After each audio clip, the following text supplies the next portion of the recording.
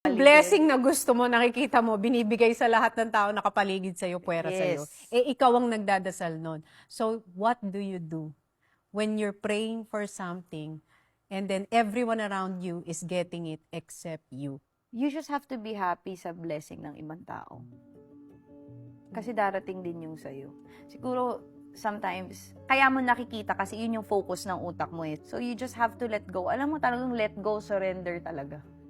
Pero di ba minsan, kailangan mo dumaan sa sakit para pagdating ng regalo, sobrang mo siyang machi-cherish, sobrang mong mabavalue kasi alam mo yung sakit na pinagdaanan mo bago mo mahawakan yung isang bagay na yun. Naisipin nila, huwag kayong magagalit kay Lord. Kasi may reason talaga. Always pray for, Lord, please comfort me. Di ba you like to comfort the brokenhearted? You will always be with the brokenhearted. Yun lang yung i-pray nyo. Tsaka pagka may mga bad news na, Lord, be with me. Be with me.